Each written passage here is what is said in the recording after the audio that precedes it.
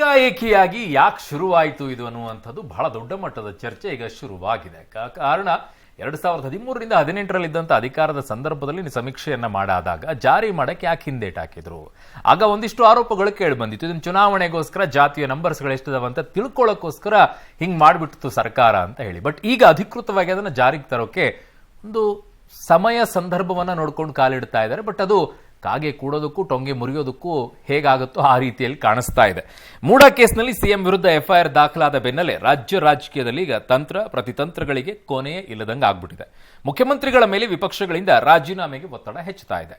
ಕಾಂಗ್ರೆಸ್ ಪಕ್ಷದಲ್ಲೂ ಕೂಡ ಒಳಗಿಂದೊಳಗೆ ಮಸಲತ್ತು ನಡೀತಾ ಇರುವಂತೆ ಕಾಣ್ತಾ ಇದೆ. ಈ ಹೊತ್ತಲ್ಲಿ ಮುಖ್ಯಮಂತ್ರಿ ಸಿದ್ದರಾಮಯ್ಯ ತಮ್ಮನ್ನ ತಾವು ರಕ್ಷಣೆ ಮಾಡಿಕೊಳ್ಳಲು, ಎದುರಾಳಿಗಳಿಗೆ ಟಕ್ಕರ್ ಕೊಡಲು ತಮ್ಮ ಹಳೆಯ ಬ್ರಹ್ಮಾಸ್ತ್ರವಾದ ಅಹಿಂದ ಟ್ರಂಪ್ ಕಾರ್ಡ್ ಅನ್ನ ಮತ್ತೊಮ್ಮೆ ಹೊರತೆಗೆದಿದ್ದಾರೆ. ಇದರ ಜೊತೆಗೆ ಜಾತಿ ಗಣತಿ ವರದಿ ಜಾರಿಯ ಪ್ರಯತ್ನಕ್ಕೂ ಕೂಡ ಸಿದ್ದರಾಮಯ್ಯನವರು ಕೈ ಹಾಕಿದ್ದಾರೆ. ಜಾತಿ ಜನಗಣತಿ ಜಾರಿ ವಿಚಾರ ಪ್ರಸ್ತಾಪಿಸಿ ಅಹಿಂದ ಬಲ ಕ್ರೋಢೀಕರಣಕ್ಕೆ ಪ್ಲಾನ್ ಅನ್ನ ಮಾಡಿದ್ದಾರೆ. ಅಹಿಂದ ವರ್ಗಗಳು ಸಿಎಂ ಪರ ಈಗಾಗಲೇ ಕೂಗೆಬ್ಬಿಸ್ತಾ ಇವೆ. ಇಂದು ಅಹಿಂದ ಸಚಿವರು ಶಾಸಕರ ನಿಯೋಗ ಮುಖ್ಯಮಂತ್ರಿಗಳನ್ನ ಭೇಟಿ ಮಾಡಿ ಜಾತಿ ಗಣತಿ ವರದಿಗೆ ಒತ್ತಾಯಿಸಿದರು.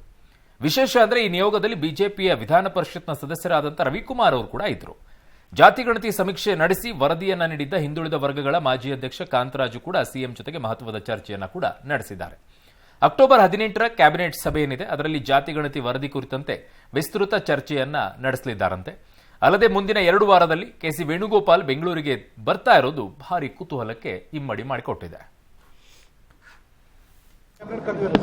ತಾರೀಕಿಲ್ಲ, 18ನೇ ತಾರೀಕು ಕ್ಯಾಬಿನೆಟ್ ಮುಂದೆ ಇಡ್ತಾ ಇದ್ದೀನಿ. ಎಲ್ಲ MLAಗಳು ಭೇಟಿ ಮಾಡಿ ನಾನು ಅವ್ರಿಗೆ ಹೇಳಿದ್ದೀನಿ, ಕ್ಯಾಬಿನೆಟ್ ಮುಂದೆ ಇಡ್ತೀವಪ್ಪ, ಸ್ವೀಕಾರ ಮಾಡಿದ್ದೀವಿ. ಕ್ಯಾಬಿನೆಟ್ ಮುಂದೆ ಇಟ್ಟು ಕ್ಯಾಬಿನೆಟ್ ಚರ್ಚೆ ಮಾಡ್ತೀವಿ.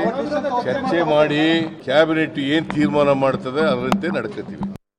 ಮುಖ್ಯಮಂತ್ರಿಗಳು ಎಲ್ಲರಿಗೂ ಸಹ ಭರವಸೆಯನ್ನು ಕೊಟ್ಟಿದ್ದಾರೆ. ಮುಂದೆ ಬರ್ತಕ್ಕಂಥ ಕ್ಯಾಬಿನೆಟ್ ಸಭೆಯಲ್ಲಿ ಹಿಂದುಳಿದ ವರ್ಗದ ಆಯೋಗದ ಸಮೀಕ್ಷೆಯನ್ನು ಕ್ಯಾಬಿನೆಟ್ ಸಮಿತಿಯಲ್ಲಿ ಚರ್ಚೆ ಮಾಡಿ ಮುಂದಿನ ತೀರ್ಮಾನಕ್ಕೆ ಬರ್ತೀವಿ ಅಂತ ಹೇಳಿ ನಾವೆಲ್ಲರೂ ಸಹ ಅದನ್ನು ಸ್ವಾಗತ ಮಾಡ್ತೇವೆ. ಕ್ಯಾಬಿನೆಟ್ ಅಲ್ಲಿ ಬರ್ತಕ್ಕಂಥ ತೀರ್ಮಾನ ಬಹಳ ಅನುಕೂಲಕರವಾಗಿರುತ್ತೆ ಅನ್ನೋದು ನಂಬಿಕೆ. ಅವೈಜ್ಞಾನಿಕ ಅಂತ ಹೇಳ್ತಿರೋದು ಸಮೀಕ್ಷೆಯನ್ನ. ಅವೈಜ್ಞಾನಿಕವಾಗಿ ಅದು ವರದಿ ಚರ್ಚೆ ಆದ ಮೇಲೆ ತಾನೇ ಗೊತ್ತಾಗುತ್ತೆ ಅವೈಜ್ಞಾನಿಕವಾಗಿ ಇದೆ ಅಂತ ಹೇಳಿ. ಬಿಡುಗಡೆ ಮಾಡಬೇಕು ಅಂತ ಹೇಳಿ ಬಹಳ ಒಳ್ಳೆಯ ಕೆಲಸ. ಸಮಾಜದಲ್ಲಿರ್ತಕ್ಕಂಥ ಏರುಪೇರುಗಳನ್ನ ಸರಿಪಡಿಸೋದಕ್ಕೆ ಮಾಡಿರ್ತಕ್ಕಂಥ ಒಂದು ಕೆಲಸ ಅದು. ಅಂದ್ರೆ ಇಂದಿರಾ ಸಹಾನಿ ಕೇಸಲ್ಲಿ ಗೊತ್ತು ನಿಮಗೆ, ಮಂಡಲ್ ಕೇಸ್ ಅಂತ ನಾವು ಹೇಳ್ತೀವಿ. ಇವತ್ತು ಕೂಡ ಜಾರಿಯಲ್ಲಿ ಇರ್ತಕ್ಕಂಥ ತೀರ್ಪು ಅದು. ಸೊ ಅದನ್ನ ಅನುಸರಿಸಿ ನಾವು ಮಾಡಿರ್ತಕ್ಕಂಥ ಕ್ರಮ ಅದು. ವೈಜ್ಞಾನಿಕವಾಗಿ ಇಲ್ಲ ಅಂತಕ್ಕಂಥದ್ದು ವೈಜ್ಞಾನಿಕವಾಗಿ ಇದೆ, ಅದು ಸರಿಯಾಗಿದೆ. ಅದು ನನ್ನ ಅಭಿಪ್ರಾಯ. ವರದಿಯನ್ನ ಕ್ಯಾಬಿನೆಟ್ ಮೀಟಿಂಗ್ ನಲ್ಲಿ ಮಂಡಿಸ್ತೇವೆ ಅಂತ ಮುಖ್ಯಮಂತ್ರಿ ಅವರು ಈ ಒಂದು ಸಭೆಯಲ್ಲಿ ಹೇಳಿದ್ದಾರೆ. ಈ ಒಂದು ಸಮೀಕ್ಷೆಯ ವರದಿಯನ್ನ ನಾವು ಸ್ವಾಗತ ಮಾಡ್ತೀವಿ ಅಂತ ಹೇಳಿದ್ದೇವೆ. ಬಿಜೆಪಿಯವರು ವಿರೋಧ ವ್ಯಕ್ತಪಡಿಸ್ತಾ ಇದ್ದಾರೆ. ಪಕ್ಷ ತೀರ್ಮಾನ ತೆಗೆದುಕೊಳ್ಳುತ್ತೆ ಈ ಒಂದು ಸಮೀಕ್ಷಾ ವರದಿಯನ್ನ ಅಕ್ಸೆಪ್ಟ್ ಮಾಡಿದ ಮೇಲೆ ಮತ್ತು ವರದಿ ಬಹಿರಂಗ ಮಾಡಿದ ಮೇಲೆ. ನೋಡಿ, ಅದು ಹೀಗೆ ಅಲ್ಲ, ನಮ್ಮ ಪಾರ್ಲಿಮೆಂಟ್ ಎಲೆಕ್ಷನ್ ಕೂಡ ಹೇಳಿದ್ದೇವೆ. ಅದನ್ನ ಎಲ್ಲ ಸ್ಟೇಟ್ದವರ ವ್ಯೂಸ್ ತಗೊಂಡು ಆಮೇಲೆ ಅದು ಮುಂದಿನ ಕ್ರಮವನ್ನು ಜರುಗಿಸ್ತಾರೆ. ಕರ್ನಾಟಕದಲ್ಲಿ ವರದಿ ಜಾರಿ ಆಗುತ್ತೆ ಸರ್, ಇಲ್ಲಿನವ್ರಿಗೆ ಕೇಳಿ. ಜಾತಿ ಗಣತಿ ವಿಚಾರ ಮುನ್ನೆಲೆಗೆ ತರುವ ಮೂಲಕ ಮೂಡಾ ಕೇಸ್ ಡೈವರ್ಟ್ಗೆ ಕಾಂಗ್ರೆಸ್ ಪಕ್ಷ ಪ್ರಯತ್ನಿಸ್ತಾ ಇದೆ ಅಂತ ಆರೋಪಿಸಿದ್ದ ವಿಪಕ್ಷಗಳು ಇಂದು ಕೂಡ ಇದೇ ವಿಚಾರವಾಗಿ ರಾಜ್ಯ ಸರ್ಕಾರದ ವಿರುದ್ಧ ವಾಗ್ದಾಳಿ ನಡೆಸಿದ್ರು. ಸರ್ಕಾರ ಬೆದ್ದು ಹೋದ್ರೆ ಹೋಗ್ಲಿ, ಜಾತಿ ಗಣತಿ ಜಾರಿ ಮಾಡಿ ಎಂಬ ಬಿಕೆ ಹರಿಪ್ರಸಾದ್ ಹೇಳಿಕೆಗೆ ಕೇಂದ್ರ ಮಂತ್ರಿ ಕುಮಾರಸ್ವಾಮಿ ತಿರುಗೇಟ್ ಕೊಟ್ರು. ಸರ್ಕಾರ ಹೋದ್ರೆ ಹೋಗ್ಲಿ ಅನ್ನೋ ಬದಲಿಗೆ ಓಪನ್ ಆಗಿ ಚುನಾವಣೆಗೆ ಹೋಗ್ಲಿ ಅಂತ ಸವಾಲ್ ಹಾಕಿದ್ರು. ಇನ್ನು ಜಾತಿ ಜನಗಣತಿ ಜಾರಿ ವಿಚಾರದಲ್ಲಿ ಸಿಎಂ ಹೇಳಿಕೆ ಬಗ್ಗೆ ವಿಜಯೇಂದ್ರ ಸಂಶಯವನ್ನು ವ್ಯಕ್ತಪಡಿಸಿದ್ದಾರೆ. ಸಿಎಂ ಸಿದ್ದರಾಮಯ್ಯ ತಮ್ಮ ಸ್ಥಾನಕ್ಕೆ ಕುತ್ತು ಬರುತ್ತೆ ಎನ್ನುವಾಗ ಈ ವಿಚಾರ ಎತ್ಕೊಂಡು ಭಾವನಾತ್ಮಕ ದಾಳ ಪ್ರಯೋಗ ಮಾಡ್ತಿದ್ದಾರೆ ಅಂತ ಆಪಾದಿಸಿದ್ದಾರೆ. ಇದು ಜಾತಿ ಗಣತಿಯೇ ಅಲ್ಲ ಅಂತ ಮಾಜಿ ಸಿಎಂ ಬೊಮ್ಮಾಯಿ ಅಭಿಪ್ರಾಯಪಟ್ಟಿದ್ದಾರೆ. ಇನ್ನು ನಿರೀಕ್ಷೆಯಂತೆಯೇ ಕಾಂಗ್ರೆಸ್ನಲ್ಲಿಯೂ ಜಾತಿ ಗಣತಿಗೆ ಅಪಸ್ವರ ವ್ಯಕ್ತವಾಗಿದೆ. ಸರ್ಕಾರ ಏನಾದರೂ ಆಗಲಿ ಅದು ನಮಗೆ ಸಂಬಂಧ ಇಲ್ಲ, ನಾವು ಯಾವುದೇ ಕಾರಣಕ್ಕೂ ಈಗಿನ ವರದಿ ಒಪ್ಪಲ್ಲ, ಇದನ್ನ ಪುನರ್ ಪರಿಶೀಲನೆ ಮಾಡಬೇಕು ಅಂತ ಶಾಮನೂರು ಶಿವಶಂಕರಪ್ಪ ಮತ್ತೊಮ್ಮೆ ಸ್ಪಷ್ಟಪಡಿಸಿದ್ದಾರೆ. ಈ ಬೆನ್ನಲ್ಲೇ ಜಾತಿ ಗಣತಿ ವರದಿಗೆ ಕಾಂಗ್ರೆಸ್ನಲ್ಲೇ ವಿರೋಧ ವ್ಯಕ್ತವಾಗ್ತಿದ್ದು ಈ ಬಗ್ಗೆ ಮರು ಪರಿಶೀಲನೆ ನಡೆಸಬೇಕು ಎಂಬ ಎಚ್.ಡಿ. ರೇವಣ್ಣ ಅವರ ಆಗ್ರಹವೂ ಕೂಡ ವ್ಯಕ್ತವಾಗಿದೆ. ನಾಳೆ ಬಿಜೆಪಿ ನಾಯಕರು ಮಹತ್ವದ ಸಭೆ ಕೂಡ ಕರೆದಿದ್ದಾರೆ. ಚುನಾವಣೆಗೆ ಹೋಗ್ಬಿಡಿ, ಇದೇ ಜಾತಿ ಗಣತಿನೇ ಇಟ್ಕೊಂಡು ಈ ಸಬ್ಜೆಕ್ಟ್ನೇ ಇಟ್ಕೊಂಡು ಡಿಸಾಲ್ವ್ ಮಾಡಿ ಚುನಾವಣೆಗೆ ಹೋಗಿ. ಅಲ್ಲಿ ರಾಹುಲ್ ಗಾಂಧಿ ಒಂದು ಹೇಳ್ತಾರೆ, ಇಲ್ಲಿ ಇವರೊಂದು ಹೇಳ್ತಾರೆ. ಇವರಲ್ಲಿ ಮಾಡಿರ್ತಕ್ಕಂಥ ಹಲವಾರು ತಪ್ಪುಗಳೇನಿದೆಯಲ್ಲ ಆ ತಪ್ಪುಗಳನ್ನ ಮುಚ್ಕೊಳ್ಳಿಕ್ಕೆ ಮತ್ತು ರಾಜ್ಯದ ಅಭಿವೃದ್ಧಿ ಇಲ್ಲ, ಇದೆಲ್ಲವನ್ನ ಡೈವರ್ಟ್ ಮಾಡ್ಲಿಕ್ಕೆ ಈ ಡ್ರಾಮಾಗಳು ಪ್ರಾರಂಭ ಮಾಡಿ. ಎಲ್ಲೋ ಒಂದ್ ಕಡೆ ಪ್ರಾಮಾಣಿಕತೆಯ ಕೊರತೆ ಅದು ಕಾಣ್ತಾ ಇದೆ. ಇದು ಅವೈಜ್ಞಾನಿಕವಾಗಿದೆ ಅನ್ನೋದು ಎಲ್ಲರದ್ದು ಕೂಡ ಅಭಿಪ್ರಾಯ. ಹಾಗಾಗಿ ಎಲ್ಲರ ಅಭಿಪ್ರಾಯಕ್ಕೆ ಮುಖ್ಯಮಂತ್ರಿಗಳು ಮನ್ನಣೆ ಕೊಡಬೇಕಾಗ್ತದೆ. ಆದ್ರೆ ಈಗ ತಮ್ಮ ಸ್ಥಾನಕ್ಕೆ ಕೂತು ಬಂದಾಗ ಈ ರೀತಿ ವಿಚಾರಗಳನ್ನ ಎತ್ಕೊಂಡು ಒಂದು ರೀತಿ ಎಮೋಷನಲ್ ಕಾರ್ಡ್ ಪ್ಲೇ ಮಾಡ್ತಕ್ಕಂಥ ಪ್ರಯತ್ನ ಮುಖ್ಯಮಂತ್ರಿಗಳು ಮಾಡ್ತಾ ಇದ್ದಾರೆ ಅನ್ನೋ ಭಾವನೆ ಎಲ್ಲರದ್ದು ಕೂಡ. ಜಾತಿ ಗಣತಿ ಬರೋದು ಮುಖ್ಯನೋ ಸರ್ಕಾರ ಬೀಳೋದು ಮುಖ್ಯನೋ ಅನ್ನುವಂಥದ್ದು ಅವರೇ ಸ್ಪಷ್ಟೀಕರಣ ಕೊಡಬೇಕು. ಮೊದಲನೇದಾಗಿ ಜಾತಿ ಗಣತಿ ಏನು ಪ್ರಕ್ರಿಯೆ ಇದೆ ಅದು ಜಾತಿ ಗಣತಿ ಅಲ್ಲ, ಅದು ಎಕನಾಮಿಕ್ ಮತ್ತು ಎಜುಕೇಶನಲ್ ಸ್ಟೇಟಸ್ ಬಗ್ಗೆ ಮಾಡಿತ್ತು. ನಿಖರವಾಗಿ ಜಾತಿ ಗಣತಿಯ ಆದೇಶ ಇಲ್ಲ ಅದರಲ್ಲಿ. ವೀರಶೈವ ಮಹಾಸಭೆಯ ವತಿಯಿಂದ ನಾವೆಲ್ಲರೂ ವಿರೋಧ ಮಾಡಿದ್ದೇವೆ. ಅದೇ ರೀತಿ ಒಕ್ಕಲಿಗರು ಸಹ ವಿರೋಧ ಮಾಡಿದ್ದಾರೆ. ಇದ್ರ ಮೇಲೆ ಅವ್ರು ಮಾಡಿದ್ರಪ್ಪ ನೋಡ್ಕೊಂಡು ಮುಂದೆ ಆಮೇಲೆ ವಿರೋಧ ಐತೆ ಅಂತ ಹೇಳಿದ್ವಲ್ಲ ನಾವು. ದೀರ್ಘಕಾಲದ ಚರ್ಚೆ ಅಲ್ವಾ ಅರುಣ್? ಕ್ಯಾಬಿನೆಟ್ನಲ್ಲಿ ಫೈನಲ್ ಆಗಿ ಒಪ್ಪಿಸ್ತಾರಾ ಸಿಎಂ ಎಲ್ಲರನ್ನು ಸಮಾಧಾನ ಪಡಿಸಿ, ಅಥವಾ ಮತ್ತೊಂದು ಕಮಿಟಿಗೆ ಏನಾದರೂ ಹೋಗ್ತಾರಾ ಅನ್ನೋ ಪ್ರಶ್ನೆ ಈಗ ಅಲ್ಲೇ ಸಿಗಬೇಕು ಅನ್ಸುತ್ತೆ ಉತ್ತರ. ಎಕ್ಸಾಕ್ಟ್ಲಿ ಅಲ್ಲಿಗೆ ಸಿಗಬೇಕಾಗಿರೋದು. ಬಟ್ ಇದಕ್ಕೆ ಒಂದಿಷ್ಟು ರೂಪುರೇಷೆಗಳನ್ನ ನೋಡ್ಬೇಕಿದ್ದಾನೆ ಹೇಗೆ ನಡ್ಕೊಳ್ತಾ ಇದೆ ಅಂತ ಹೇಳಿ. ಒಂದ್ ಕಡೆಗೆ ಬೊಮ್ಮಾಯಿ ಅವರು ಹೇಳ್ತಾ ಇದ್ರು ಅದನ್ನ, ಬಸವರಾಜ ಬೊಮ್ಮಾಯಿ ಅವರು ಆರ್ಥಿಕವಾಗಿ ಮತ್ತು ಶೈಕ್ಷಣಿಕವಾಗಿ ಏನಿದೆ ಅದಕ್ಕೆ ಮಾಡಿರುವಂತ ಒಂದು ಸಮೀಕ್ಷೆ ಅಂತ ಕರೀತಾ ಇದ್ದಾರೆ. ಅದನ್ನ ಆಚೆ ಬಂದಾಗಲೇ ಗೊತ್ತಾಗುತ್ತೆ ನಮಗೆ ಅದೇನು ಅಂತ ಹೇಳಿ. ಕಾರಣ ಇಷ್ಟೇ, ಹಲವರು ಇದನ್ನ ಟೀಕೆ ಮಾಡಕ್ ಶುರು ಮಾಡಿದ್ರು. ನಮ್ಮ ಜಾತಿ ಎಷ್ಟಿದೆ, ನೀವು ಅದ್ ಮಾಡಿದ್ರ ಇದ್ ಮಾಡಿರ ಅಂತ ಹೇಳಿ. ಯಾಕಂದ್ರೆ ಕಳೆದ 2013ರಿಂದ 2018ರವರೆಗೂ ಅವಧಿಯಲ್ಲಿದ್ದಂತ ಸಂದರ್ಭದಲ್ಲಿ ಒಂದು ಆಚೆ ಬಂತಿದು, ಸೋರಿಕೆ ಆಯ್ತು. ಆಗ ಸರ್ವೆ ಮಾಡಿಲ್ಲ ಅನ್ನೋ ಆರೋಪಕ್ಕೂ ಸೋರಿಕೆ ಆಯ್ತು. ಅವಾಗ ನಮ್ಮ ಸಮುದಾಯವನ್ನ ಸುಳ್ಳು ಹೇಳ್ತಾ ಇದ್ದಾರೆ. ಆಮೇಲೆ ಅಲ್ಲಿರುವಂತ ಅನೇಕ ಲೀಡರ್ಸ್ ಗಳೇ ಹೇಳ್ತಾ ಇದ್ರು, ನನ್ನ ಮನೆಗೆ ಬಂದು ನನ್ನನ್ನೇ ಕೇಳಿಲ್ಲ ಇವರು, ಅದ್ ಹೆಂಗ್ ಸಮೀಕ್ಷೆ ಮಾಡ್ಬಿಟ್ರು ಅಂತ ಹೇಳಿ. ಬಹುತೇಕವಾಗಿ ಈಗಿರುವಂತಹ ಅಧಿಕಾರದಲ್ಲಿರುವಂತವರೇ ಸ್ಟೇಟ್ಮೆಂಟ್ ಅನ್ನ ಕೊಟ್ಟಾಗಿದೆ. ನನ್ನ ಮನೆಗೆ ಬಂದಿಲ್ಲ, ಇನ್ ಹೇಗ್ ಸಮೀಕ್ಷೆ ಮಾಡಿದ್ರಿ ಅಂತ ಕೇಳಿದಂತವ್ರು ಇದ್ದಾರೆ. ಬಟ್ ಇದನ್ನ ಹೇಗೆ ನಾವು ನೋಡ್ಕೊಳ್ಬೇಕು ಅಂತಂದ್ರೆ ಒಂದು 4-5 ಅಂಶಗಳನ್ನ ನೋಡ್ಕೊಂಡ್ಬಿಡೋಣ ಇದರಲ್ಲಿ. ಪ್ರತಿ 10 ವರ್ಷಕ್ಕೊಂದು ಸಲ ನಮ್ಮಲ್ಲಿ ದೇಶದಲ್ಲಿ ಜನಗಣತಿ ನಡೆಯುತ್ತೆ. 2011ರಲ್ಲಿ ನಡೀತು, 2021ರಲ್ಲಿ ನಡಿಬೇಕಾಗಿತ್ತು. ಕೊರೋನಾ ಇದ್ದಿದ್ರಿಂದ ಗಣತಿಯನ್ನ ಮಾಡಕ್ ಆಗ್ಲಿಲ್ಲ. ಹಾಗಾಗಿ ಮುಂದಿನ ವರ್ಷಕ್ಕೆ ಅದನ್ನ ಜನಗಣತಿಯನ್ನ ಮಾಡ್ತಾರೆ. ಅದರಲ್ಲಿ ಒಂದು ಕೇಳಿ ಬರ್ತಾ ಇರುವಂತದ್ದು, ಒಂದು ಕಾಲಮ್ ಅಲ್ಲಿ ಜಾತಿಯನ್ನ ಸೇರಿಸ್ಕೊಳ್ಳಿ, ಧರ್ಮ ಇತ್ತು ಜಾತಿಯನ್ನ ಸೇರಿಸ್ಕೊಳ್ಳಿ ಅಂತ ಹೇಳ್ತಾ ಇದ್ದಾರೆ. ಆಗ ನಮಗೊಂದಿಷ್ಟು ಜಾತಿಯ ಲೆಕ್ಕಾಚಾರ ಸಿಗಬಹುದು ಅಂತ ಹೇಳ್ತಾ ಇದ್ದಾರೆ. ಬಟ್ ಇಲ್ಲೇನು, ಅವರು ಬಿಡುಗಡೆ ಮಾಡೋಕ್ಕಿಂತ ಮುಂಚಿತವಾಗಿ ನಾವೇ ಬಿಡುಗಡೆ ಮಾಡಬೇಕು, ನಾವೇ ಮಾಡಿದ್ದು ಅಂತ ಹೇಳ್ಕೊಳ್ಬೇಕಾಗಿದೆ. ಕ್ರೆಡಿಟ್ ತೆಗೆದುಕೊಳ್ಬೇಕಾಗಿದೆ. ಆ ಉದ್ದೇಶದಲ್ಲಿ ಈಗ ಅರ್ಜೆನ್ಸಿಯಲ್ಲಿ ತೆಗೆದುಕೊಳ್ತಾರೆ. ಹಾಗಿದ್ದಾಗ 1.5 ವರ್ಷದಿಂದ ಯಾಕಾಗ್ಲಿಲ್ಲ ಇದು? ಯಾಕಾಗ್ಲಿಲ್ಲ? ಇದಕ್ಕೆ ಬಹುದೊಡ್ಡದಾಗಿ ಲಿಂಗಾಯತ ಸಮುದಾಯ ಮತ್ತು ಒಕ್ಕಲಿಗ ಸಮುದಾಯದವರು ಡಿ ಕೆ ಶಿವಕುಮಾರ್ ಅವರೇ ಸಹಿ ಮಾಡಿಕೊಟ್ಟಿರುವಂತದ್ದು ಇದೆಯಲ್ವಾ? ಸಹಿ ಸಂಗ್ರಹ ಮಾಡಿಕೊಟ್ರು. ಒಕ್ಕಲಿಗ ಸಮುದಾಯದಿಂದ ಸ್ವಾಮೀಜಿಗಳೆಲ್ಲ ಸಹಿ ಮಾಡಿಕೊಟ್ಟಿದ್ದಾರೆ. ಸೊ ಹಾಗಾಗಿ ಆ ಬಲವಾದಂತ ವಿರೋಧಗಳು ಇಲ್ಲಿ ವ್ಯಕ್ತವಾಗ್ತಾ ಇದೆ. ಸಮುದಾಯಗಳು ಹೇಗೆ ಇದನ್ನ ರಿಯಾಕ್ಟ್ ಮಾಡುತ್ತೆ ಅನ್ನೋದು ಒಂದು ಕಡೆಗೆ, ಅದು ಒಂದು ಪಾಯಿಂಟ್. ಎರಡನೇದು, ಸುಪ್ರೀಂ ಕೋರ್ಟ್ ಈಗಾಗಲೇ ಹೇಳಿದೆ ಒಳ ಮೀಸಲಾತಿಯನ್ನ ಕೊಡಬೇಕು ಅಂತ ಹೇಳಿ. ಸೊ ಈ ಜಾತಿ ಸಮೀಕ್ಷೆನೋ ಅಥವಾ ಜಾತಿ ಗಣತಿನೋ ಏನಾದ್ರೂ ಕರ್ಕೊಳ್ಳಿ, ಅದಕ್ಕೆ ಇದನ್ನ ತರೋದ್ರಿಂದ ಆ ಸಮುದಾಯಗಳಲ್ಲಿರುವಂತಹ ಒಳ ಮೀಸಲಾತಿ, ಸಣ್ಣ ಸಣ್ಣ ಯಾವ ಕಮ್ಯುನಿಟಿ ಇದಾವೆ ಅದರ ಲೆಕ್ಕಗಳು ಎಷ್ಟಿದಾವೆ, ಆ ಕಮ್ಯುನಿಟಿ ಎಷ್ಟಿದೆ ಅನ್ನುವಂಥದ್ದು ಒಂದು ಲೆಕ್ಕ ಸಿಗಬಹುದು. ಒಳ ಮೀಸಲಾತಿಯನ್ನ ಕೊಡೋಕೆ ಒಂದಿಷ್ಟು ಅವಕಾಶ ಸಿಗಬಹುದು. ಬಟ್ ಇದು ಒಳ್ಳೇದಕ್ಕೂ ಆಗಬಹುದು, ಕೆಟ್ಟದಕ್ಕೂ ಆಗಬಹುದು. ಯಾಕಂದ್ರೆ ಆ ಸಮುದಾಯಗಳು ತಿರುಗಿ ಬೀಳಕ್ ಶುರು ಮಾಡ್ತವೆ. ನನ್ನ ಸಮುದಾಯಕ್ಕೆ ಯಾಕೆ ಕೊಡ್ತಾ ಇಲ್ಲ ನೀನು ಅಂತ ಹೇಳಿ ಅವರವರ ನಡುವೆ ಕಿತ್ತಾಟಕ್ಕೂ ಕೂಡ ದಾರಿ ಮಾಡಿಕೊಡಬಹುದು, ಇಲ್ಲ ಅಂತ ಹೇಳಕ್ಕಾಗೋದಿಲ್ಲ. ಮೂರನೆಯದಾಗಿ, ಇದರಿಂದ ಆಗುವಂತ ಲಾಭಗಳೇನು? ಒಂದು, ಒಳ ಮೀಸಲಾತಿಯಲ್ಲಿರುವಂತವರಿಗೆ ಸಣ್ಣ ಕಮ್ಯುನಿಟಿಗಳನ್ನ ಗುರುತಿಸ್ಕೊಳಕ್, ಅವ್ರಿಗೊಂದು ಗುರುತಿಸ್ಕೊಳಕ್ ಅವಕಾಶ ಇದೆ. ಎರಡನೆಯದು, ಸರ್ಕಾರಿ ಕೆಲಸಗಳಲ್ಲಿ ಸಿಗುವಂತವರಿಗೆ ನನ್ನ ಸಮುದಾಯಕ್ಕೆ ಇಷ್ಟಿದೆ, ಮೀಸಲಾತಿ ನನಗೆ ಜಾಸ್ತಿ ಬೇಕು ಅಂತ ಕೇಳ್ಕೊಳ್ಳೋಕೆ ಒಂದು ಅವಕಾಶ ಸಿಗಬಹುದು. ಸರ್ಕಾರಿ ಕೆಲಸಗಳಿಗೆ, ಖಾಸಗಿ ಬಿಟ್ಟು ಹಾಕಿ, ಸರ್ಕಾರಿ ಕೆಲಸಗಳಿಗೆ ಅದೊಂದು ಅವಕಾಶ ಸಿಗಬಹುದು. ಇನ್ನು 4ನೇದು, ಸಹಜವಾಗಿ ಅಲ್ಲಿ ಕೂತಿರುವಂತವರೆಲ್ಲ ಇದಾರಲ್ಲ ರಾಜಕೀಯವಾಗಿ, ಅವರಿಗೆ ನನ್ನ ಸಮುದಾಯ ಬಲ ಇಷ್ಟಿದೆ ನೋಡಿ, ನನ್ನ ಸಮುದಾಯಕ್ಕೆ ಒಂದು ಅವಕಾಶ ಬೇಕು ಅಂತ ಅವರ ಸ್ವಾರ್ಥಕ್ಕೋಸ್ಕರ, ಅವರ ಆಸ್ತಿಯನ್ನ ಹೆಚ್ಚಳ ಮಾಡ್ಕೊಳ್ಳೋಕ್ಕೋಸ್ಕರ ಒಂದು ಪೊಸಿಷನ್ ಅನ್ನ ತೆಗೆದುಕೊಳ್ಳೋಕೆ ಹೋಗ್ಬೋದು. ಆ ಸಮುದಾಯ ಏನಾಗುತ್ತೆ ಅದು ಬಿಟ್ಟಿದ್ದು ಗೊತ್ತಿರೋದು. ಆಯಾ ಸಮುದಾಯಗಳ ಹಣೆ ಬರ ಏನು ಅಂತ ಗೊತ್ತಿದೆ, ಯಾವ್ಯಾವ ಸಮುದಾಯಗಳು ಎಲ್ಲಿ ಕೂತ್ಕೊಂಡಿವೆ ಅಂತ. ಸೊ ಹಾಗಾಗಿ ಆಯಾ ನಾಯಕರು ಒಂದು ಕ್ಲೇಮ್ ಮಾಡ್ಕೊಳ್ಳೋಕೆ ಅವಕಾಶ ಸಿಗುತ್ತೆ. ನನ್ನ ಸಮುದಾಯದ ನಂಬರ್ಸ್ ಇಷ್ಟಿದೆ, ನನ್ನ ಸಮುದಾಯಕ್ಕೆ ಆದ್ಯತೆಯನ್ನ ಕೊಡಬೇಕು, ನನ್ನ ಸಮುದಾಯದಲ್ಲಿರುವಂತಹ ಲೀಡರ್ಸ್ಗಳಿಗೆ ಇಷ್ಟು ಕೊಡಬೇಕು ಅಂತ ಕೇಳೋಕೆ ಒಂದು ಅವಕಾಶಗಳು ಸಿಗತ್ತೆ. ಇದಾದ ನಂತರ ಈಗ ಮಾಡೋಕೆ ಅವಕಾಶ ಏನಿದೆ? ಹಾಗಿದ್ದಾಗ ಕ್ಯಾಬಿನೆಟ್ ನಲ್ಲಿ ಚರ್ಚೆ ಆಗಬೇಕು. ಕ್ಯಾಬಿನೆಟ್ ನಲ್ಲಿ ಚರ್ಚೆಯನ್ನ ಮಾಡಿ ಇದನ್ನ ತರುವಂತ ಕೆಲಸಕ್ಕೆ ಆಗ್ತಾ ಸದ್ಯದ ಪರಿಸ್ಥಿತಿ ಅಲ್ಲ. ಕಾಂಗ್ರೆಸ್ನ ಇದು ಏನು ಪ್ರಣಾಳಿಕೆಯಲ್ಲೇ ಇರೋ ಪ್ರಕಾರವಾಗಿ ಅದನ್ನ ತರಲೇ ಸದ್ಯಕ್ಕೆ ಇದನ್ನ ಮೈ ಮೇಲೆ ಹಾಕೊಳ್ಳುವಂತ ಪರಿಸ್ಥಿತಿಯಲ್ಲಿ ಕಾಂಗ್ರೆಸ್ ಇಲ್ಲ. ಯಾಕೆ ಅಂತಂದ್ರೆ ಒಕ್ಕಲಿಗ ಸಮುದಾಯ, ಲಿಂಗಾಯತ ಸಮುದಾಯ, ಕಾಂಗ್ರೆಸ್ ಪಕ್ಷದಲ್ಲಿರುವಂತ ನಾಯಕರುಗಳಿಗೆ ಇದಕ್ಕೆ ಬಲವಾಗಿ ವಿರೋಧವಿದ್ದಾರೆ. ಇದು ವೈಜ್ಞಾನಿಕ ಆಗಬೇಕು ಅಂತ ಹೇಳಿ. ಸೊ ಹಾಗಾಗಿ 18ನೇ ತಾರೀಕಿಗೆ ನಡೆಯುವಂತ ಕ್ಯಾಬಿನೆಟ್ ನಲ್ಲಿ ಒಂದು ವಿಚಾರ ಆಗಬಹುದು ಇದರಲ್ಲಿ. ಇಲ್ಲ, ಹೈಕಮಾಂಡೇ ಎಂಟ್ರಿ ಆದ್ರೆ ಬಹುಶಃ ಈ ಅಸಮಾಧಾನ ಏನ್ ತೋರಿಸ್ತಾ ಇದ್ದಾರೆ ಅವ್ರು ಸೈಲೆಂಟ್ ಆಗ್ಬೋದಲ್ಲ. ಬೈ ಎಲೆಕ್ಷನ್ ಇದೆ, ಪ್ರತಿಷ್ಠೆಯಾಗಿ ತೆಗೆದುಕೊಂಡಿದೆ, ಅದರಲ್ಲೂ ಚನ್ನಪಟ್ಟಣ, ಅದರಲ್ಲೂ ಒಕ್ಕಲಿಗರಿರುವಂತಹ ಕ್ಷೇತ್ರ.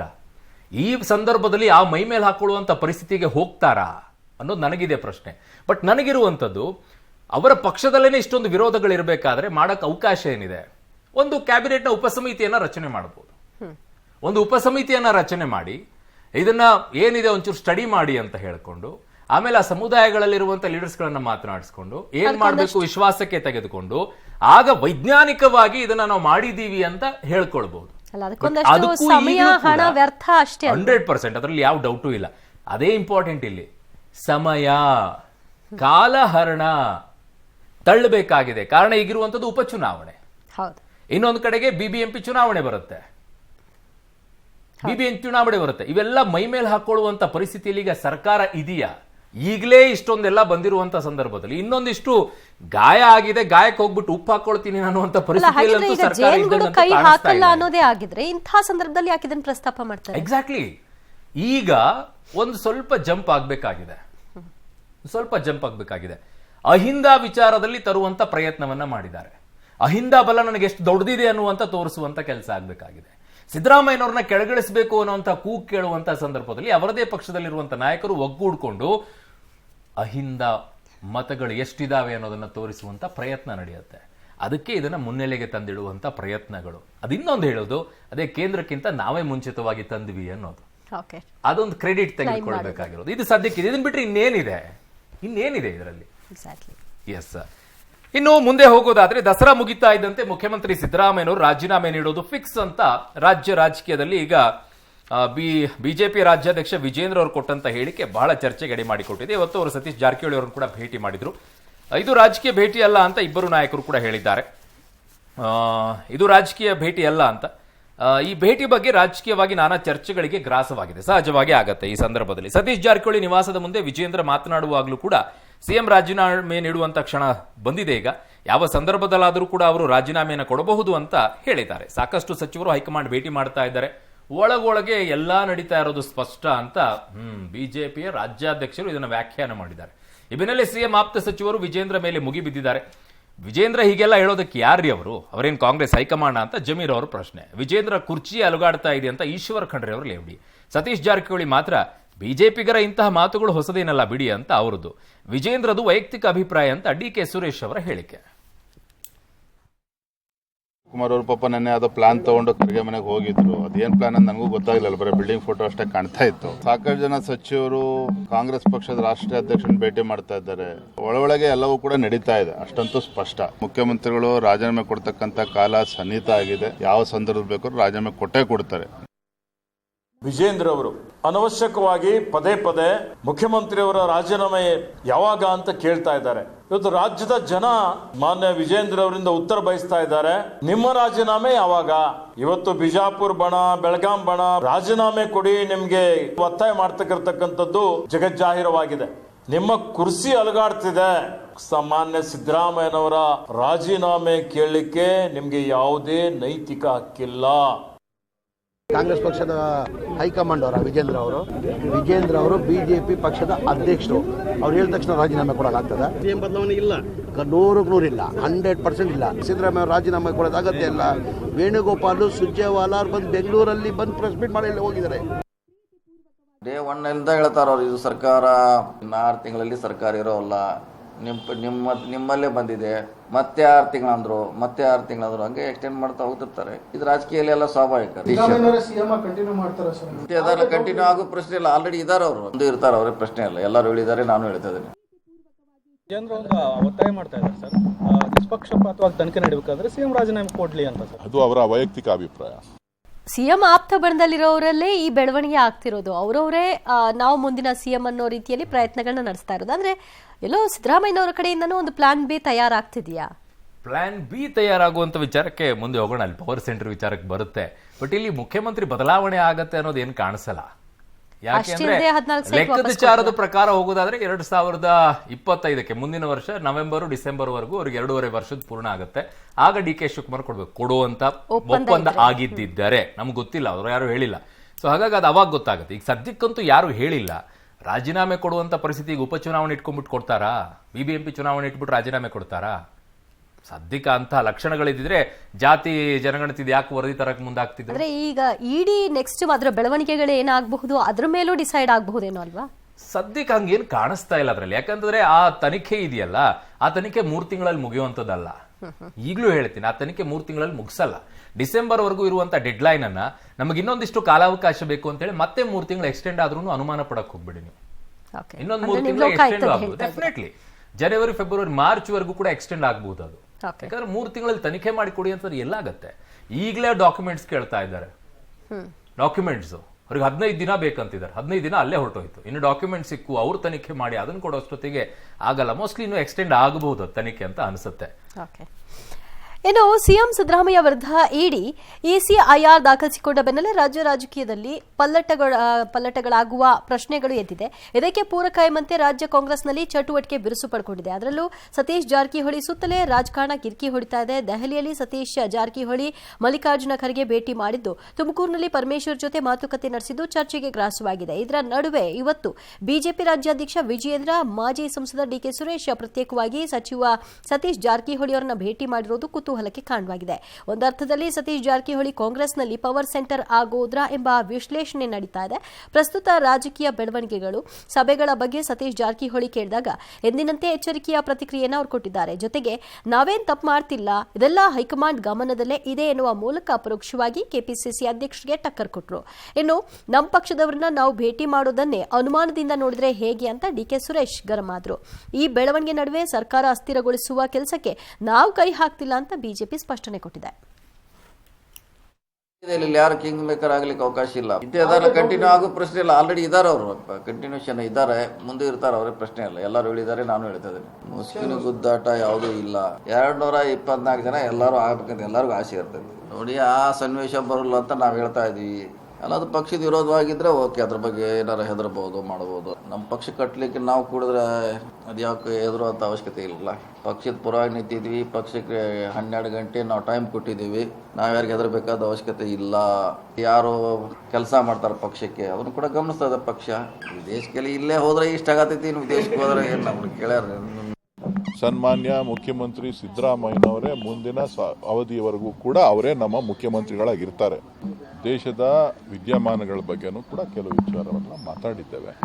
ಮಾಧ್ಯಮಗಳು ಹೇಳೋ ರೀತಿಯಲ್ಲಿ ಯಾವುದೇ ವಿಚಾರಗಳು ಕೂಡ ಇಲ್ಲ. ನಮ್ಮ ಪಕ್ಷದವ್ರನ್ನ ನಾವು ಭೇಟಿ ಮಾಡಿ ಮಾತಾಡೋದು ತಪ್ಪು ಅನ್ನೋದಾದ್ರೆ ನೀವು ಅದನ್ನ ಅನುಮಾನವಾಗಿ ನೋಡ್ತೀವಿ ಅಂತ ಅಂದ್ರೆ ಅದು ಎಷ್ಟು ಸರಿ? ಇಲ್ಲ, ಯಾವುದೋ ಬೇರೆ ಕೆಲಸಗಳಿಗೆ ಭೇಟಿಯಾಗಿರ್ಬೋದು. ಆದರೆ ನಮ್ಮ ಹೈಕಮಾಂಡ್ ಬಹಳ ಸ್ಪಷ್ಟವಾಗಿದೆ, ಈ ಸರ್ಕಾರವನ್ನ ಅಭದ್ರಗೊಳಿಸೋ ಪ್ರಯತ್ನವನ್ನು ನಾವು ಮಾಡ್ತಾ ಇಲ್ಲ. ನಿಮ್ಮ ಬ್ರದರು ಉಪಮುಖ್ಯಮಂತ್ರಿಗಳಾಗಿರೋದ್ರಿಂದ ನೀವು ಕನಕಪುರ ಕ್ಷೇತ್ರಕ್ಕೆ ಏನೋ ಅಭಿವೃದ್ಧಿಗೋಸ್ಕರ ಕೇಳಕ್ ಬಂದಿರಲ್ಲ, ಅದಕ್ಕೆ ಆ ಅನುಮಾನಗಳು ಉಟ್ಕೊಂಡಿರೋದು ಮನೆ DK ಸುರೇಶ್ ಅವರೇ. ಬರ್ತೀನಿ. ದಲಿತ CM ಕೂಗೆ ಇದ್ದಿದೆ, ಸತೀಶ್ ಜಾರಕಿಹೊಳಿ ಪವರ್ ಸೆಂಟರ್ ಆಗ್ತಿದ್ದಾರೆ ಎಂಬ ಸುದ್ದಿಯೂ ಕೂಡ ಹಬ್ಬಿದೆ. ಇದರ ನಡುವೆ ಕೆಪಿಸಿ ಅಧ್ಯಕ್ಷರು ಆಗಿರುವ DCM DK ಶಿವಕುಮಾರ್ AICC ಅಧ್ಯಕ್ಷ ಮಲ್ಲಿಕಾರ್ಜುನ್ ಖರ್ಗೆನ ಕಳೆದ ರಾತ್ರಿ ಭೇಟಿ ಮಾಡಿ ಚರ್ಚೆ ನಡೆಸಿರೋದು ಕುತೂಹಲಕ್ಕೆ ಕೆರಳಿಸಿರೋದು. ಖರ್ಗೆ ಭೇಟಿ ಬೆನ್ನಲ್ಲೇ DCM DK ಶಿವಕುಮಾರ್ ತಮಿಳುನಾಡಿಗೆ ತೆರಳಿದ್ದಾರೆ, ಟೆಂಪಲ್ ರನ್ ನಡೆಸಿದ್ದಾರೆ. ಈ ಬೆನ್ನಲ್ಲೇ ಮಾನ್ವಿಯಲ್ಲಿ ಮೊನ್ನೆ CM ಪರವಾಗಿ ಸ್ವಾಭಿಮಾನಿ ಸಮಾವೇಶ ಆಯೋಜಿಸಿದ್ದ ಸಚಿವ ಬೋಸರಾಜು ಇವತ್ತು AICC ಅಧ್ಯಕ್ಷರನ್ನ ಭೇಟಿ ಮಾಡಿ ಮಹತ್ವದ ಮಾತುಕತೆ ಮಾಡಿದ್ದಾರೆ. ಆದರೆ ಚರ್ಚೆಯ ಗುಟ್ಟನ್ನ ಬಿಟ್ಕೊಟ್ಟಿಲ್ಲ. ಬದಲಿಗೆ DK ಶಿವಕುಮಾರ್ ಖರ್ಗೆಯವರ ಭೇಟಿ ಸ್ವಾಭಾವಿಕ ಮತ್ತು ತಮ್ಮ ಈಗಿನ ಭೇಟಿಯೂ ಕೂಡ ಸ್ವಾಭಾವಿಕ ಅನ್ನುವ ಮೂಲಕ ತೇಪೆ ಹಚ್ಚೋಕ್ ನೋಡಿದ್ದಾರೆ. ಆದರೆ ಇದನ್ನೆಲ್ಲ ನೋಡಿದ್ರೆ ಕಾಂಗ್ರೆಸ್ನಲ್ಲಿ ಏನೋ ಆಗ್ತಾ ಇದೆ ಅನ್ನುವಂತ ಶಂಕೆಯನ್ನ ಬಿಜೆಪಿಯವರು ಇನ್ನೇನ್ ಮಾಡ್ತಾರೋ ಶಂಕೆ ವ್ಯಕ್ತಪಡಿಸಿದ್ದಾರೆ. ಬಹಳ ಅವಸರದಲ್ಲಿದ್ದಾರೆ ಈ ಮುಖ್ಯಮಂತ್ರಿ ತೆಗೆಯೋ ಸಲುವಾಗಿ. ಈ ಮುಖ್ಯಮಂತ್ರಿನ ತೆಗೆದ್ರೆ ತಮ್ಗೆ ಅವಕಾಶಗಳಿದೆ, ಮುಂದಂತೂ ನಮ್ಮ ಸರ್ಕಾರ ಬರಲ್ಲ ಅಂತ ಗೊತ್ತಿದೆ. ಹೀಗಾಗಿ ಅವರು ಆ ನಿಟ್ಟಿನಲ್ಲಿ ಸತತವಾದ ನಿರಂತರವಾದ ಪ್ರಯತ್ನ ಮಾಡ್ತಾರೆ. ಬಿಜೆಪಿ ಅವರ ಸಂಸ್ಕೃತಿಯಲ್ಲಿ ಅವ್ರು ಈ ರೀತಿಯಾದಂಥ ಬೆಳಗಿನ ಸಾಯಂಕಾಲ ತನಕ ಕೆಟ್ಟ ಆಲೋಚನೆಗಳು, ಜನರು ದಾರಿ ತಪ್ಪಿಸ್ತಕ್ಕಂಥ ಕೆಲಸ. ಏನು ಖರ್ಗೆ ಸಾಹೇಬ್ ಭೇಟಿ ಆಗಲಿದ್ರೆ ಕಾಂಗ್ರೆಸ್ನವ್ರು ಯಾರು ಭೇಟಿ ಆಗಬೇಕು? DK ಶಿವಕುಮಾರ್ ಇವತ್ತು ಹೊಸದಾಗಿ ಭೇಟಿ ಆಗ್ತಿದ್ದಾರೆ, ಬಂದಾಗೆಲ್ಲ ಭೇಟಿ ಆಗ್ತಾರೆ. ಪರಮೇಶ್ವರ್ ನಾವು ದಿನ ಭೇಟಿ, ನಾವು ಅವರು 9 ವರ್ಷ ಕಾಂಗ್ರೆಸ್ ಸರ್ಕಾರ ನೋಡಿದ್ವಿ, ಬೆಳಗಿನ ಸಾಯಂಕಾಲ ತನಕ ಇದ್ದೀವಿ 9 ವರ್ಷ. ಭೇಟಿ ಆಗಲೇಬೇಕಲ್ಲ, ಮಂತ್ರಿ ಭೇಟಿ ಆಗಲೇಬೇಕು. ಇದೊಂಥರ ಮಜವಾಗಿದೆ ಅಂತ ಎಲ್ರಿಗೂ ಅನಿಸುತ್ತೆ. ಸತೀಶ್ ಜಾರಕಿಹೊಳಿ ಪವರ್ ಸೆಂಟರ್ ಆಗ್ಬಿಟ್ಟಿದ್ದಾರೆ, ಏನೂ ಇಲ್ಲ, ಏನು ಇಲ್ಲ. ಅದಕ್ಕೆ ಇಂಪಾರ್ಟೆನ್ಸೇ ಕೊಡಬೇಕಾಗಿಲ್ಲ. ಅದು ಏನು ಅಂತಂದ್ರೆ ಪಿಚ್ ರೆಡಿ ಮಾಡ್ಕೊಳ್ತಾ ಇದ್ದಾರೆ. ಅಂದ್ರೆ ಕ್ರಿಕೆಟ್ ಪಿಚ್ ಮ್ಯಾಚ್ ಆಗಬೇಕು ಅಂತಂದ್ರೆ ಅದು ಮುಂಚಿತವಾಗಿ ಪಿಚ್ ಹಾರ್ಡ್ ಇದೆಯಾ, ಸಾಫ್ಟ್ ಇದೆಯಾ, Okay, ಬಾಲ್ ಹಾಕಿದ್ರೆ ಬೌನ್ಸ್ ಆಗುತ್ತಾ ಇಲ್ಲ ಸ್ಪಿನ್ ಆಗುತ್ತಾ, ನಾನು ಫೀಲ್ಡ್ ಅಲ್ಲಿ ಇದ್ದೀನಿ ಅಂತ ಸ್ಲೋ ಆಗಿ ಬರುತ್ತಾ ಬಾಲು, ನಾನು ಫೀಲ್ಡ್ ಅಲ್ಲಿ ಇದ್ದೀನಿ ಅನ್ನುವಂಥ ಪ್ರಯತ್ನ, ಒಂದು ಪ್ರಾಕ್ಟೀಸ್ ಮ್ಯಾಚ್ ಆಗ್ಬೇಕಲ್ಲ, ಹೇಗಿದೆ ಅಂತ ಚೆಕ್ ಮಾಡ್ಕೊಳ್ತಿದ್ದಾರೆ ಬಾಲ್ ಹೇಗೆ ಬರುತ್ತೆ ಅಂತೇಳಿ. ಸಾಮಾನ್ಯ ನಮ್ಮ ಹತ್ರ ಈಗ ತೇರು ಎಳಿತಾರೆ ಎಲ್ಲಾ ಕಡೆನೂ, ರಥ ಎಳೆಯೋದು. ಅವಾಗ ನಮ್ ಕಡೆಗೆ ಇಲ್ಲೂ ಎಳಿಬಹುದು ಅನ್ಸುತ್ತೆ ಅಲ್ವಾ, ಈ ಒಣ ಖರ್ಜೂರ, ನಮ್ಮ ಹತ್ರ ಉತ್ತತ್ತಿ ಅಂತ ಕರಿತೀವಿ, ಒಣ ಖರ್ಜೂರ ಮತ್ತೆ ಬಾಳೆಹಣ್ಣನ್ನ ತೇರು ಬಂದಾಗ ಅದಕ್ಕೆ ಎಸಿತೀವಿ. ನಮ್ದು ಒಂದಿರ್ಲಿ ಅಂತ ಹೇಳಿ, ಅದೆಷ್ಟೋ ದೂರ ಇರುತ್ತೆ, ನಮ್ದು ಒಂದಿರ್ಲಿ ಅಂತ ಎಸಿತೀವಿ. ಎಸ್ದಾಗ ಅದು ಯಾರ್ದು ತಲೆ ಮೇಲೆ ಬೀಳುತ್ತೋ ಏನೋ ಬೀಳುತ್ತೆ. ಒಟ್ ಏನ್ ಭಾವನೆ ಅಂದ್ರೆ ನಾನು ಒಂದಿರ್ಲಿ, ಪ್ರಯತ್ನ ಮಾಡ್ಬೇಕು. ಆ ಪ್ರಯತ್ನದಲ್ಲಿ ಇದ್ದಂಗೆ ಕಾಣಿಸ್ತಾ ಇದೆ ಈಗ ಸತೀಶ್ ಜಾರಕಿಹೊಳಿ ಅವರು. ಏನಾಗ್ಬಿಡುತ್ತೆ ಈಗ ಸತೀಶ್ ಜಾರಕಿಹೊಳಿ ಅವ್ರನ್ನ ಸಿದ್ದರಾಮಯ್ಯ ಇಳಿಸ್ಬಿಟ್ಟು ಸತೀಶ್ ಜಾರಕಿಹೊಳಿ ತಂದು ಕುಡಿಸ್ಬಿಡ್ತಾರೆ.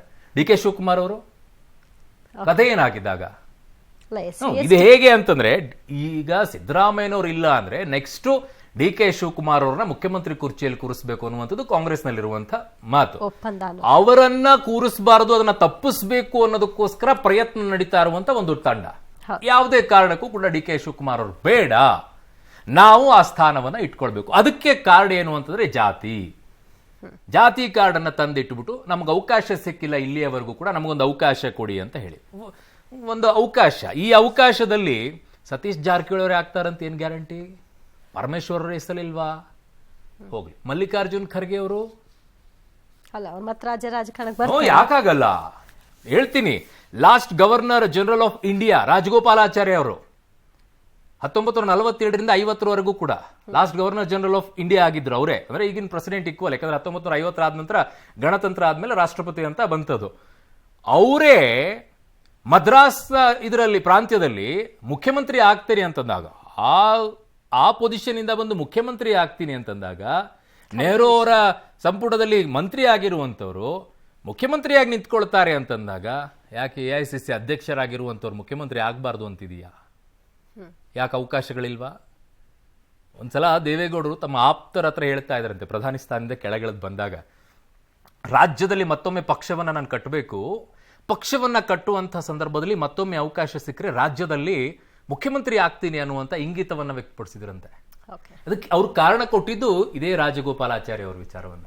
ಅವರು ತುಂಬಾ ಆತ್ಮೀಯರೊಬ್ಬರ ಬಳಿ ಹೇಳಿದ್ದಾರೆ ಇದನ್ನ. ರಾಜಗೋಪಾಲಾಚಾರ್ಯ ಅವರ ಎಕ್ಸಾಂಪಲ್ ಅನ್ಕೊಟ್ಟು ಅವರೇ ಆಗಿದ್ದಾರೆ ಅಂದ್ಮೇಲೆ ನಾನೇ ಯಾಕೆ ಆಗಬಾರ್ದು ಅಂತ ಹೇಳಿದ್ರಂತೆ. ಆಮೇಲೆ ಆಗ್ಲಿಲ್ಲ. ಆಮೇಲೆ ಕುಮಾರಸ್ವಾಮಿ ಇರುತ್ತಂದ್ರೆ ಅದು ಬೇರೆ ವಿಚಾರ, ನಡೆಯುವಂತ ರಾಜಕೀಯಗಳು. ಬಟ್ ಇದು ತುಂಬಾ ಇಂಟ್ರೆಸ್ಟಿಂಗ್ ಆಗಿದೆ. ಸುಮ್ಮನೆ ಒಂದು ಪ್ಲೇ ಕಾರ್ಡ್ ರೀತಿಯಲ್ಲಿ ಬಳಕೆ ಮಾಡ್ಕೊಳ್ತಾರೆ ಸತೀಶ್ ಜಾರಕಿಹೊಳಿ. ಏನ್ ದೊಡ್ಡ ಇದನ್ನ ರೀತಿ ಕಾಣಿಸ್ತಾ ಇಲ್ಲ, ಅವ್ರನ್ನೇ ಮಾಡ್ಬಿಡ್ತಾರೆ ಅಂತ ಏನು ಇದ್ದಂಗೆ ಕಾಣಿಸ್ತಾ ಇಲ್ಲ.